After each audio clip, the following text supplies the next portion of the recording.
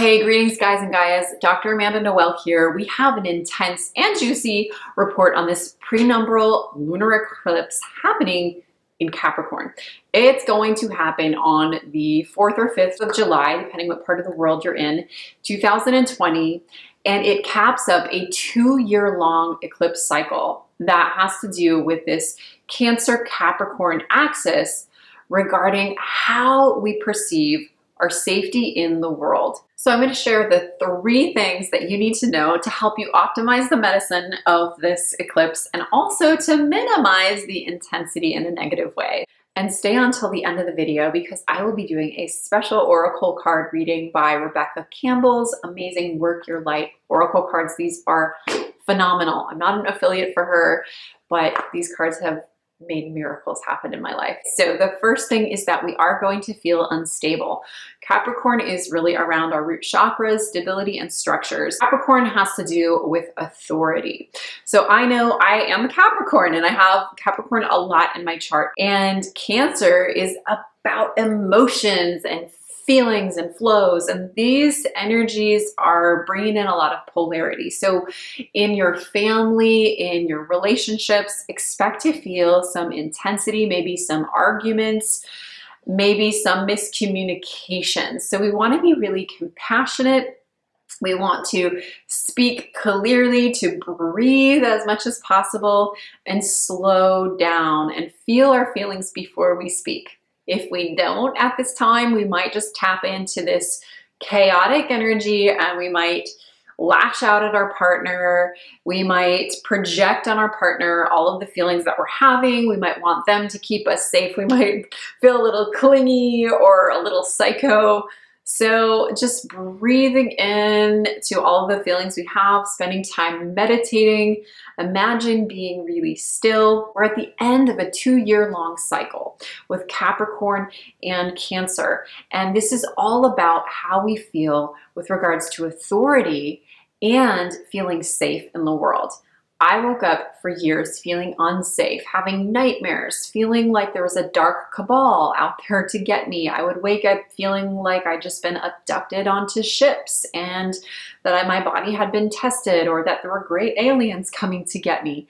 So these nightmares were not very pleasant, and it wasn't until I started to address my relationship with Capricorn energy, with the vibration of structures, the masculine, Saturn, grounding. And by the way, the word Saturn is connected to Satan. Saturnalia was the time of year around Capricorn time where there was this celebration of sexuality and debauchery and child sacrifices and pedophilia. There was lawlessness in times ancient, and these practices are things that apparently the cabal still uses today to feed off of dark lower vibrational energies, and we feel that in the collective. So at this time, I personally believe that we are clearing and cutting a karmic cord with this type of lower vibrational energy. This is an energy that's been in the collective field. It's been in our dream state. It's been in our cells, in the vaccines that we've been given as children. We've been programmed to have this fear of authority.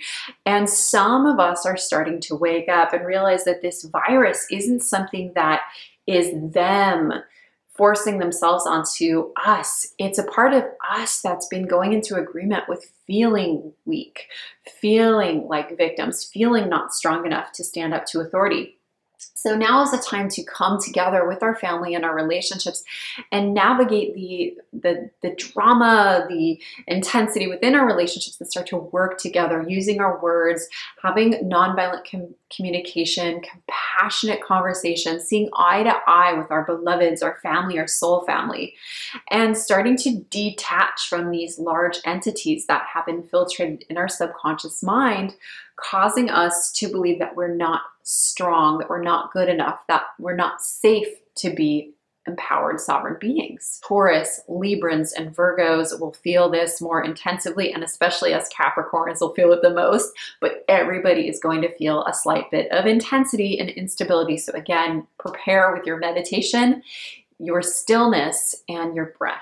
The second thing you'll want to know is that this is a time to focus on your priorities. With this eclipse in particular, things that no longer are in alignment will just start to naturally want to flush out, and things that are here in our highest good in the present time will begin to catalyze. So this is a perfect time to journal about what you want to create.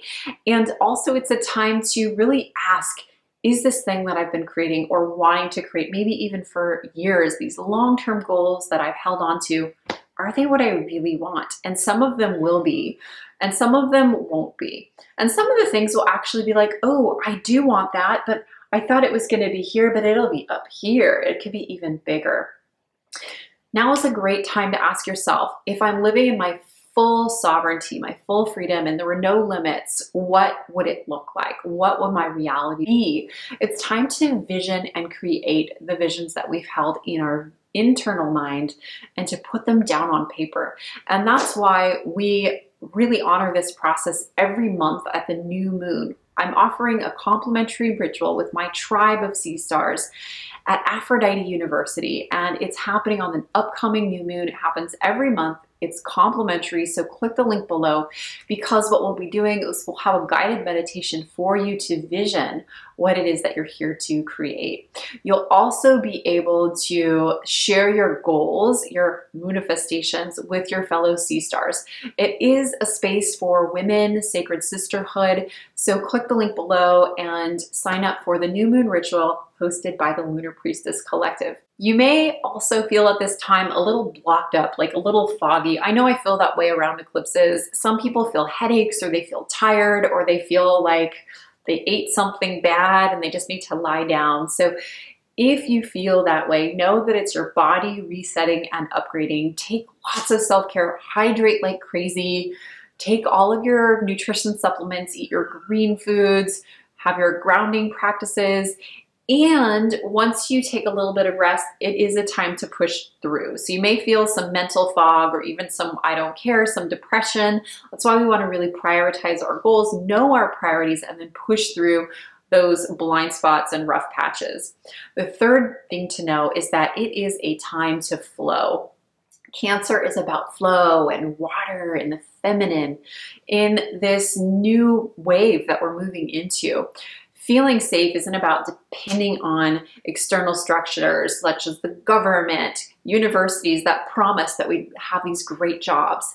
Instead, it's time to really find our own internal universes in universities and universes. And that's why I joke, I've created Aphrodite University, and I joke that it's the Yoniversity, yoni meaning Sanskrit for vagina, that it's that space within ourselves where we birth, and we can birth what it is that we want to create, whether it's a baby or if it's a blissness or if it's a form of a project or an expression of our dance.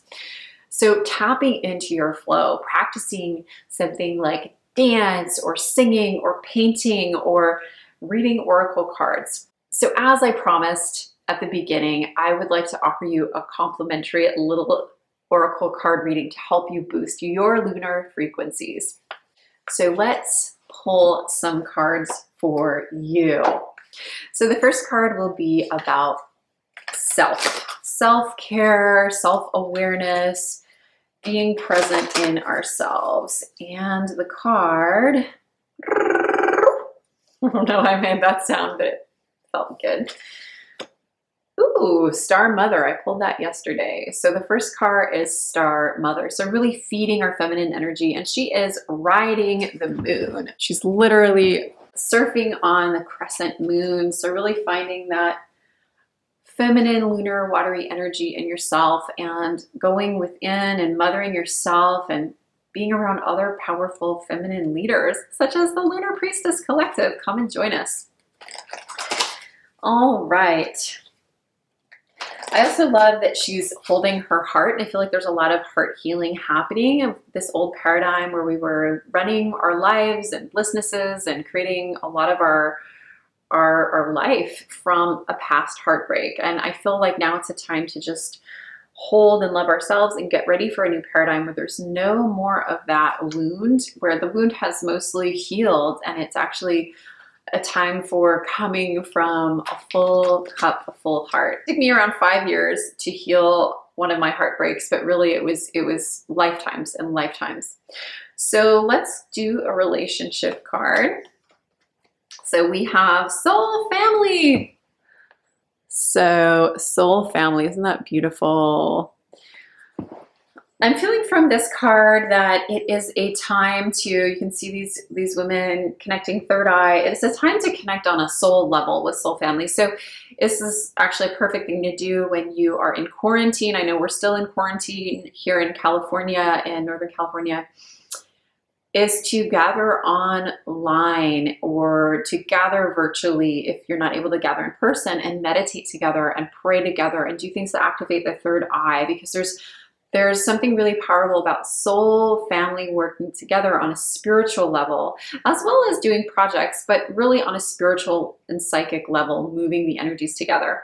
So again, a great opportunity if you feel the call to join the Lunar Priestess Collective. It's happening live on the new moon on the 20th this month. The other thing about this is I'm seeing them sitting on a bed of flowers, and we actually build a flower altar over in Bali. We have our soul sisters in Bali building this beautiful flower altar every month.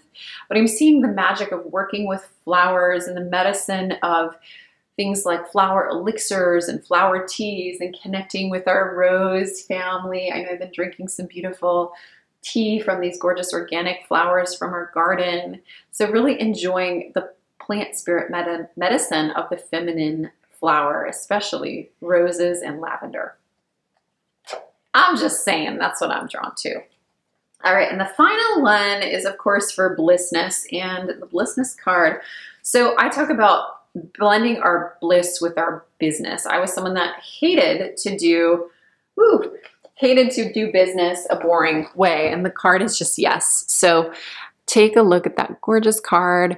So now is a time to maybe not launch a business, but it's a time to say hello to your yes. So during this eclipse, we don't really want to end a relationship or end a business contract or begin a relationship or do anything really dramatic, because there's so much instability. But it's a great time, like I said, to prioritize, to vision, to focus on what is your yes. What is your yes and your blissness? What is your bliss? So type in the comments below, what is your bliss? What is something that you could do all day long for free? I know someone said to me once, and I took it to heart, and I birthed my blissness. They're like, if you didn't even get paid, what could you do all day long? I was like, oh my gosh, and I wrote down a list of things that are my yes. So if you could post that down below, do it right now. What is your yes? What could you do all day long if you didn't even need to get paid?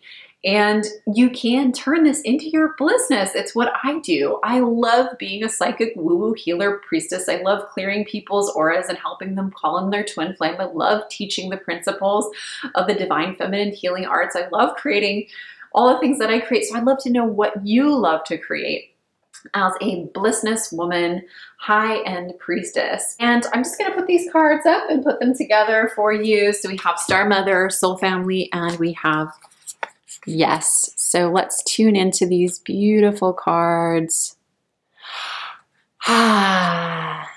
Thank you for joining me. I love you so much. This is a very tender, powerful time. It's a time to rise, to tune into our sovereignty. We are safe to be free. We are safe to be powerful. It is safe to take off the veil, to speak our voice, to shine our light, to help each other out, and to create the heaven on earth that we came here to create. I hope to see you at the upcoming Lunar Priestess Collective New Moon Ritual I think the next one is Cancer. And I am so touched that you've joined me for this journey. Namaste, namaste.